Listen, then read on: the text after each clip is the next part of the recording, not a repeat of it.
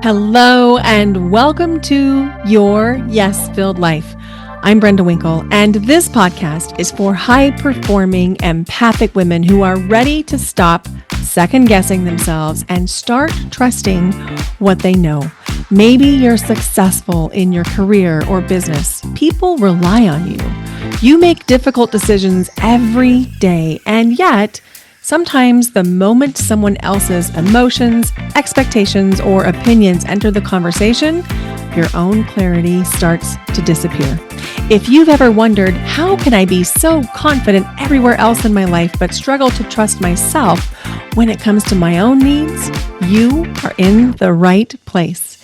Each week, we'll explore self-trust, nervous system regulation, emotional energy, boundaries, intuition, and the everyday moments where your life changes, not because you've become someone new, but because you learn to stay connected to yourself.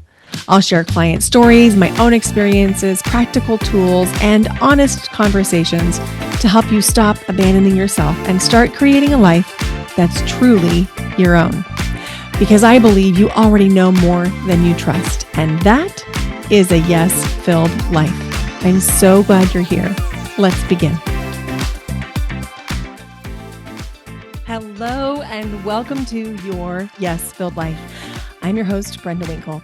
Today on the podcast, we're going to be talking about how boundaries may not actually be the solution you're looking for. And I know when I say that, you're thinking, but wait, Brenda, you talk about boundaries all the time. And you're right, I do. And I do believe in boundaries, and I believe in boundary frameworks, and I believe in boundary templates and boundary scripts. But here's the thing. As an empath, you're wired differently. And maybe you don't yet identify as an empath. Maybe you identify as having empathic characteristics. And if that's the case, this still applies for you. Because when we have deep wells of empathy and compassion, if we use traditional methods to set boundaries, a lot of times we end up feeling harsh. We end up overgiving in several areas of our lives, and then we act in entitled ways in other areas of our lives. And we can start to feel really frustrated and think that all that we are doing is setting boundaries. And then we feel kind of like a bitch, and we don't want to feel that way. So then we roll back some of the boundaries that we had set. What if boundaries aren't the problem or the solution? What if we're looking at a different lens to solve the problem with? The problem is that there is a lack of self-loyalty, a lack of self-empathy, a lack of self-compassion, and perhaps even a lack of self-love in certain cases. Now, before you say, Brenda, that's not me, just hang in there for just one more second. Because I think we've been talking about boundaries all wrong, especially when it comes to empaths. Because I don't think that's where the conversation should start. Now, I'm saying this after having been in the work that I now do for the last 11 years, served hundreds of clients, probably getting into the thousands at this point. And I feel like the boundary work is solving the surface level problem when there's actually something much deeper happening. I hear all the time people say things like, I know I should have said no, or I know I should have explained that differently, or I should have asked for help, or I should have said the thing. And it's not that that's not necessarily true, but what's really happening is that they think there might be a consequence. And this is all happening in nanoseconds, right? They think there might be a consequence to them setting a boundary that feels really good. And so there ends up to be a level of self-abandonment, meaning you aren't going to protect the things that you wanted to protect. You aren't going to keep the promises to yourself. And then we end up in negative self-talk because our self-talk says something like, I did it again. I can't believe I did it again. And I'm saying this because I've worked with so many of you and I see the same thing again and again and again. And I also remember it deeply in my own self. And I'm going to share with you what shifted this for me today. What shifted everything for me was taking the focus away from boundaries and putting the focus on standards. Now, we all know the word standards. We see that word on the restroom wall. We have the highest standards of cleanliness. Please let us know if our bathroom needs attention. We see it in terms of standard of living. We talk about standards of living across different cities or different states or even different countries. So we know the word standard, but let's apply it to ourselves. Let's apply it to what we are willing to tolerate and accept. Because when we start to think about our standards, all of a sudden the conversation shifts because it becomes more about what reflects my standard. So, for example, if we think about values, and I'm just going to do a very high level values talk here. If we think about values, values are what matter most to you. Examples of common values would be valuing honesty, peace, wellness, health, family, financial security, integrity, freedom, creativity, so on and so forth. One of the places that we sometimes have a little bit of tension is if our behaviors don't match our values. So, for example, if you say that you value health and wellness, and you're going to exercise with your trainer 3 times a week, and then you aren't protecting your sleep, you aren't drinking enough water, you're not consistently eating the foods that you know are best for you and your unique body, then there's a little mismatch there between how you're living as far as your standards and your values. And that creates a pattern of negative self-talk. The same thing could happen if you promise yourself you're not going to overgive, you're not going to work for free. This is literally my story.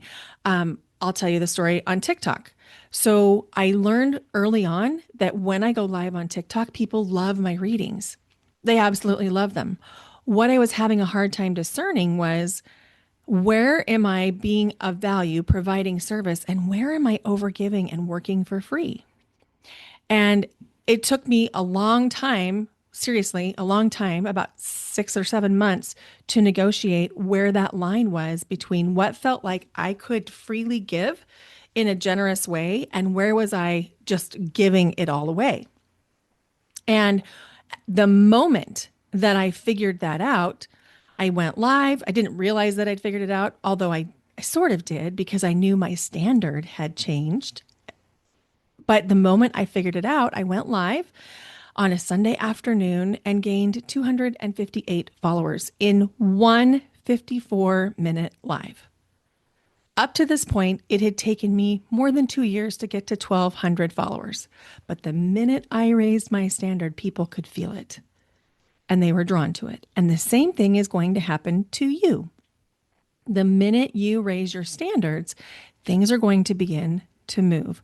So thinking about how your standards show up in your life is going to be where your values match your lived experience.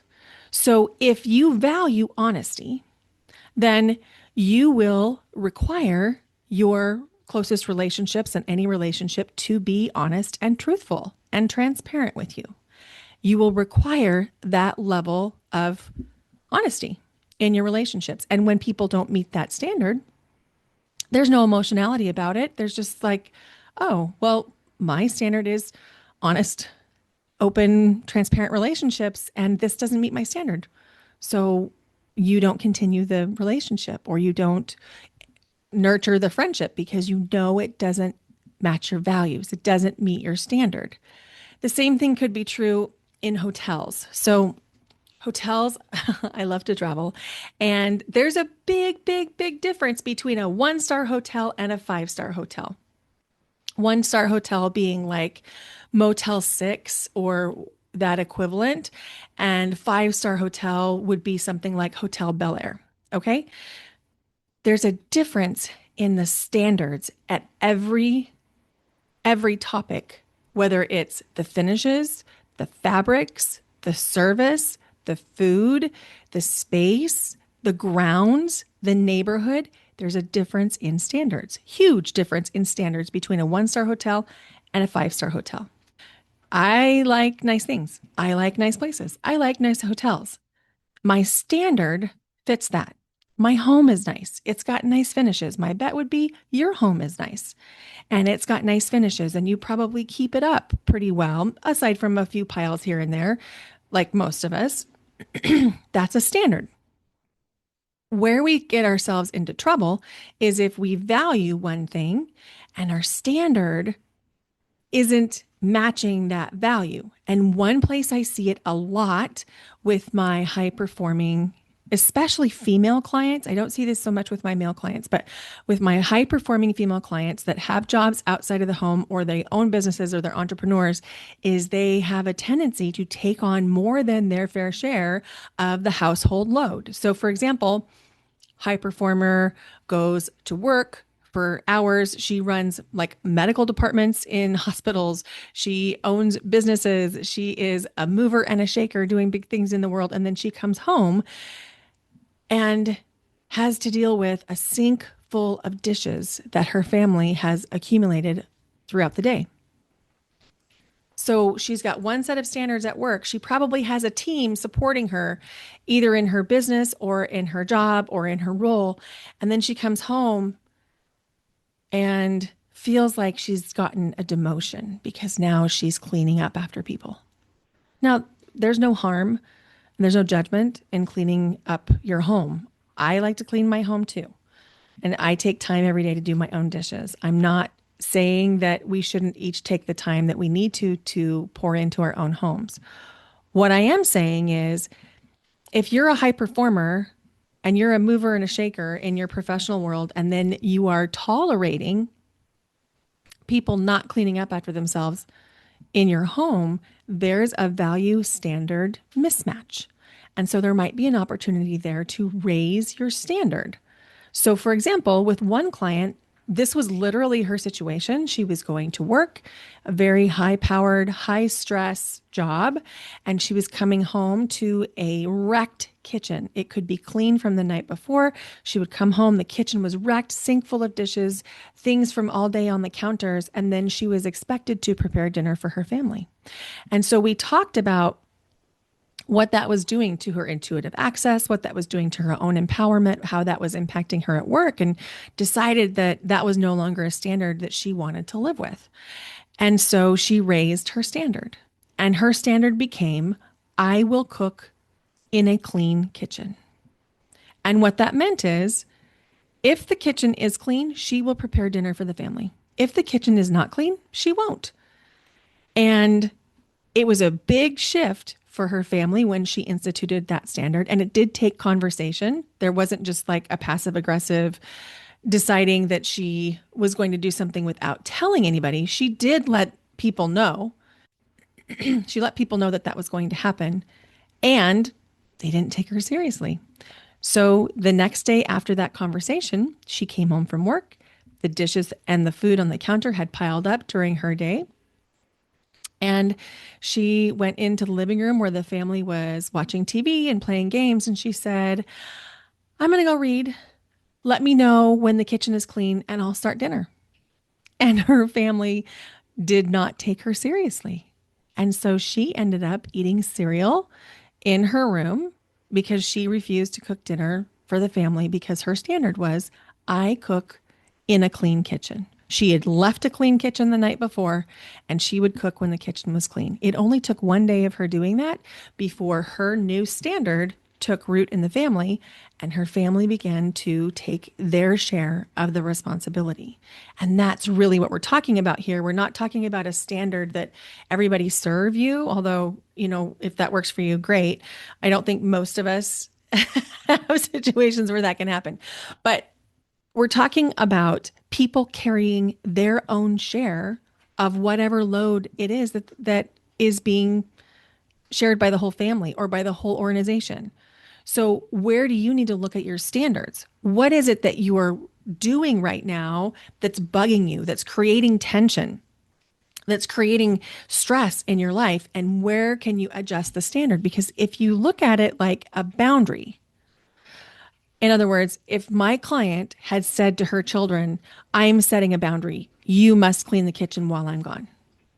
Well, that's not a boundary. Any therapist, which I am not, any therapist will tell you that's not a boundary. That's an expectation. And if she was going to set that boundary, it would require her to enforce that boundary, which would mean that she would need to oversee them cleaning the kitchen. But instead of setting a boundary, she set a standard. And her new standard was, here's what I will and will not do. Here's what I require in order for me to do this thing. Here's what I require. That's the standard. So an example would be, I require relationships in my life to be trustworthy, honest, and reciprocal. If somebody comes into my life and they want to have any type of relationship with me, whether it's friendship or acquaintance or romantic partner, and they exhibit honest, transparent, trustworthy, reciprocal, I am going to let that relationship naturally develop because it meets my standards.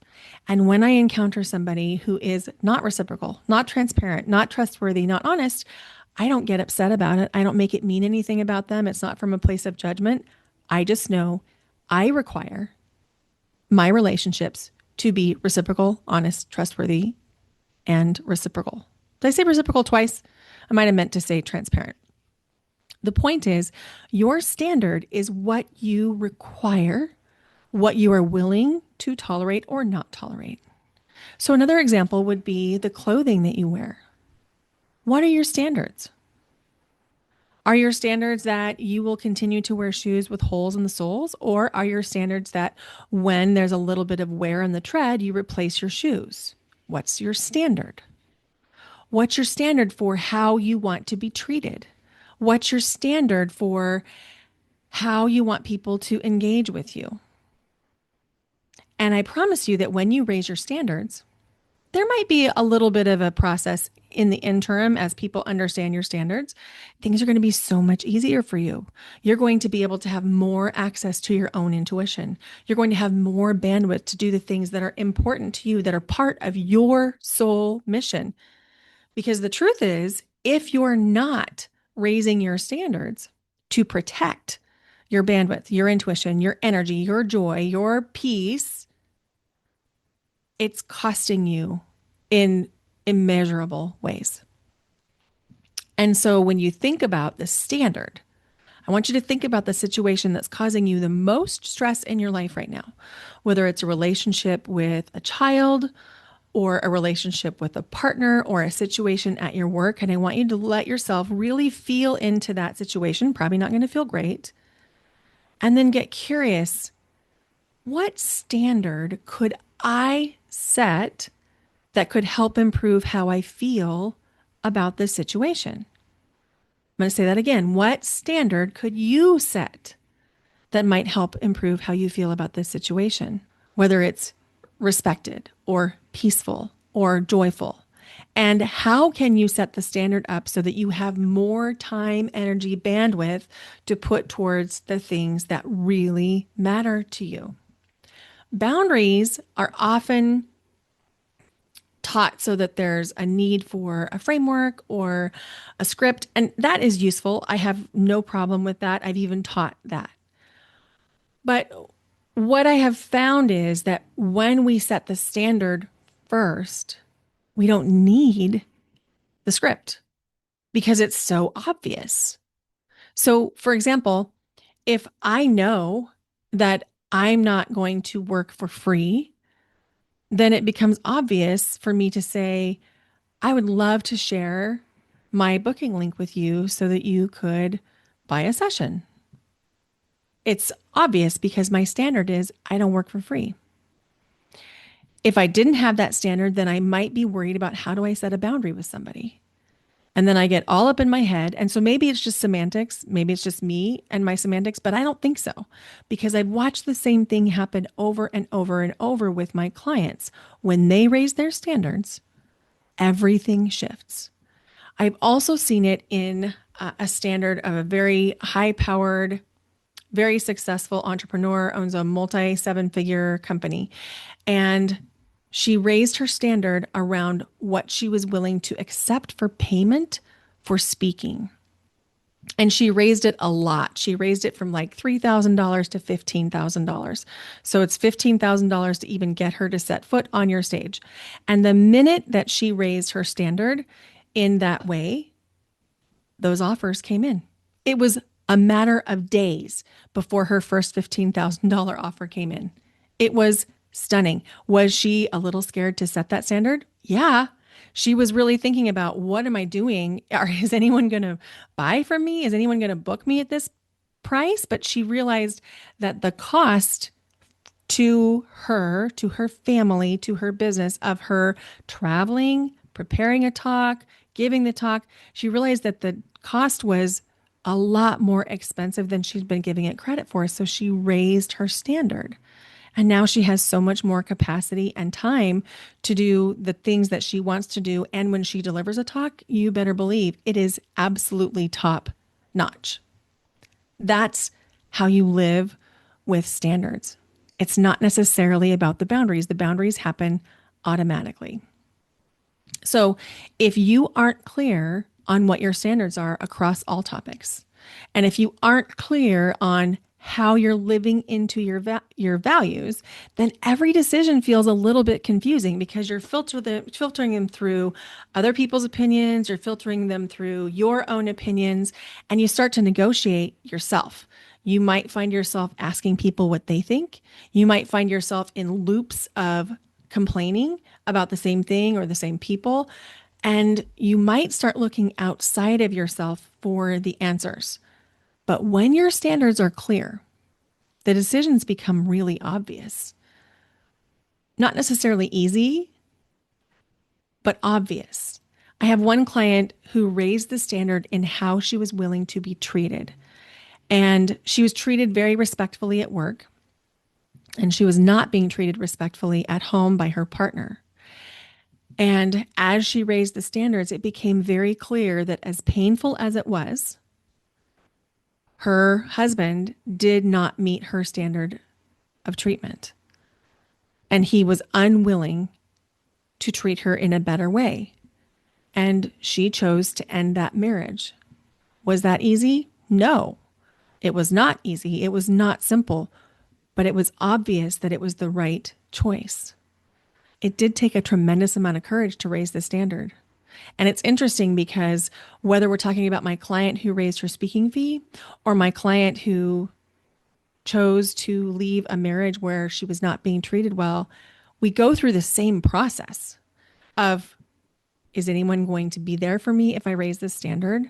What will people think? Can I uphold this standard? And then ultimately the question is, am I worth it? And the answer is yes, you are worth it.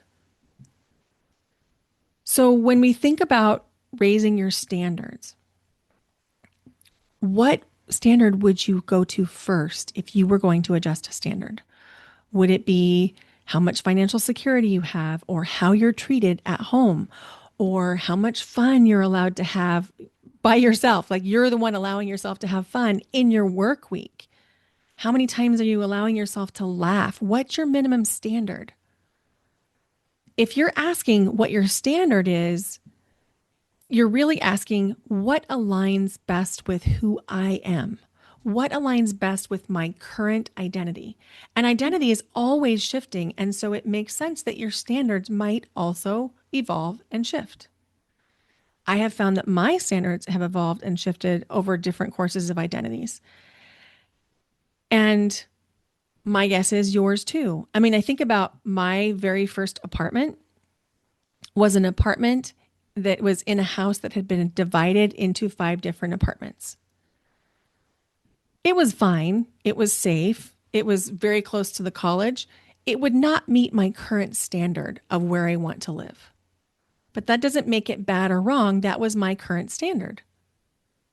That was back in the 90s. So my standards have come a long way in what I feel like is my minimum standard of where I want to live. My guess is you can relate to this. The same thing happens to us in what we're willing to accept from being treated at work, at home, in relationships, how we want to feel, how financially secure we want to be. Those are all related to our standards. And this is one of the reasons I created Power, because I have found that when it comes to setting up our standards, sometimes we have some nervous system stuff to work through. We have some old stress patterns to work through. We have some subconscious beliefs to shift.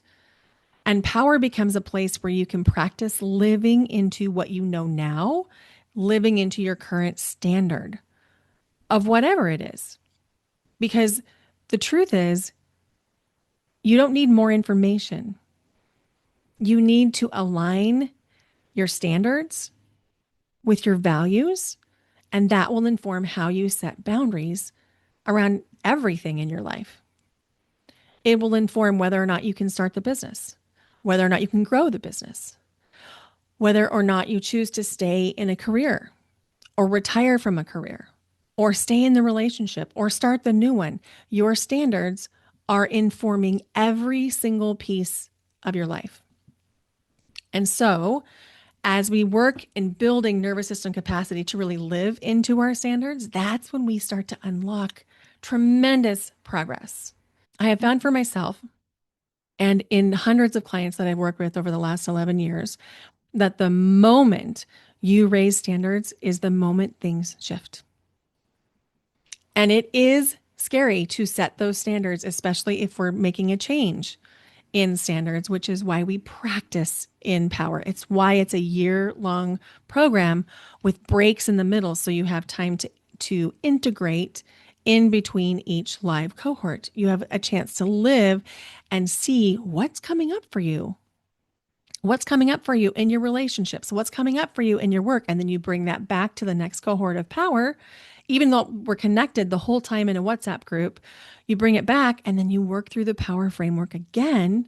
And it helps you raise those standards because it helps you embody them, because we're creating the safety in your body so that it doesn't feel like there's a threat of change, because we're working with your nervous system. And that's literally what Power is for.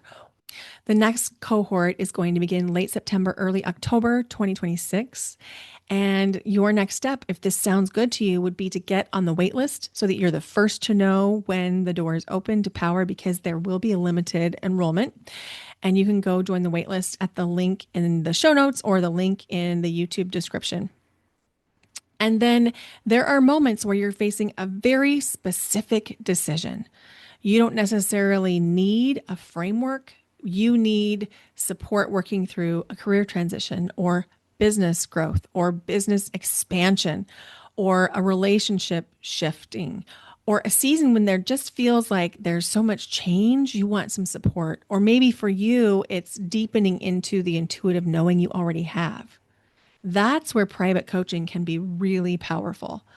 It's not that I'm going to tell you what to do, but I am going to reflect things back to you, ask you about different behaviors, show you patterns that I'm seeing so that you can really hear yourself clearly enough to make the decision that is yours to make.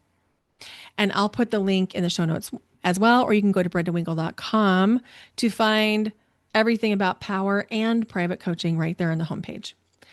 I don't think the goal is necessarily to become someone with stronger boundaries. I think that's the outcome that will come when you raise your standards.